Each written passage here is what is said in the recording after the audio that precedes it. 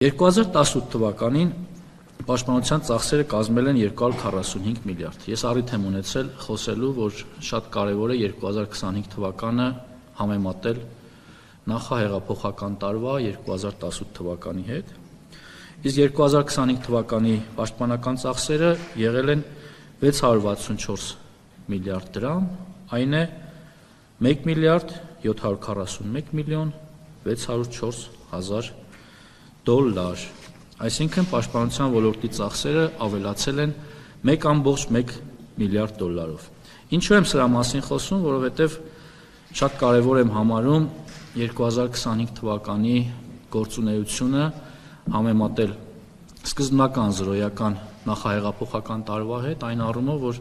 շատ են քննադատությունները այն մասին, որ պաշտպանության ոլորտին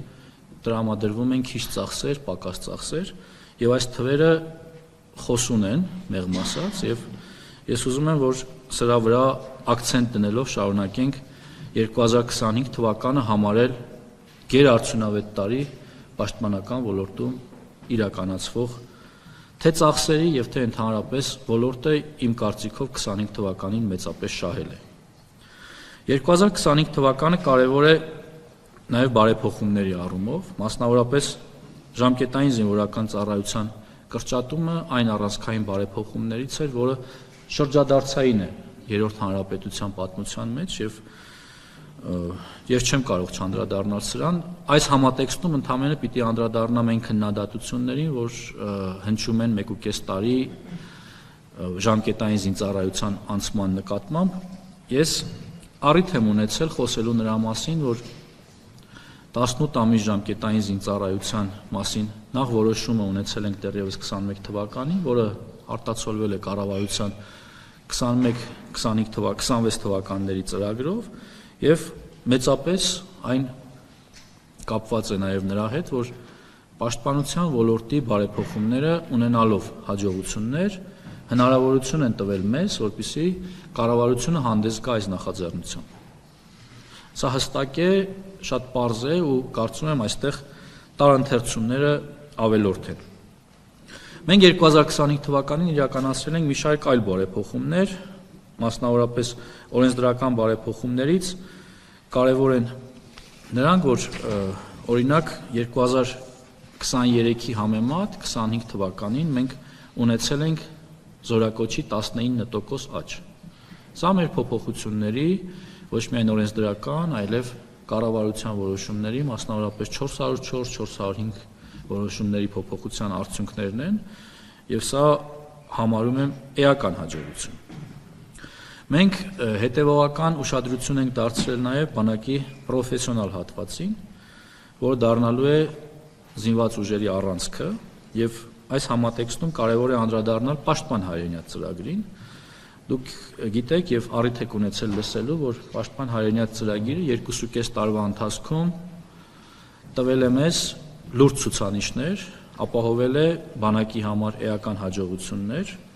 Սա այս համարում եմ գերատեսչական եւ անձամբ իմ հաջողությունը որպես օրենքի հեղինակ եւ շատ եմ կարեւորում նաեւ դրա շարունակական փոփոխությունները, մասնավորապես մեր փոփոխությունների բերումով 25 թվականին նախաձեռնած, բայց արդեն 26 թվականին դրանք կդառնան օրենսդրական որոշումներ, ազգային ժողովը կքննարկի, այն է պաշտպան հայրենիաց ծրագիրը, որը 5 տարով էր նախկինում եւ 5 տարի ծառայելուց հետո շահառուները կարող էին ստանալ 5 միլիոն դրամ պատվովճար։ Մենք հիմա պայմանագիրը ավելացնում ենք եւս 2 եւ եւս 5 տարով, որի արդյունքում շահառուները կարող են ստանալ 1.5 միլիոն 2 տարվա համար, այն է, այսինքն հանրագումարը 7 եւ 5 տարի ծառայելու պարագայում եւս 5 միլիոն դրամ պատվովճար, այն է 10 տարվա հանրագումարով կստանան 10 միլիոն դրամ պատվովճար։ Սա նպատակ ունի ապահովել ծրագրի շարունակականությունը եւ հիմքը պաշտպան հայրենիաց ծրագրի ամրացնել, այսպիսով ունենալ մշտական, պրոֆեսիոնալ բանակի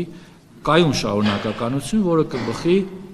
ժամկետային զինծառայությունից, պարտադիր զինծառայությունից եւ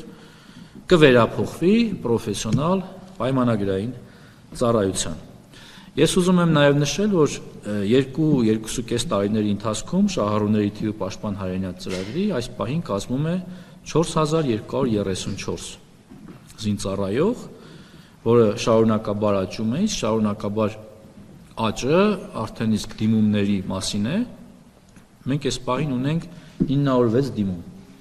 այսինքն միայն ամառային զորակոչից, որը դեռ սկիզբն է, եւ ես լիահույս եմ, որ մինչև պայմանագրերի կնքման ավարտը այն կավելանա եւս 200 հոգով նվազագույնը։ Այսպիսով մենք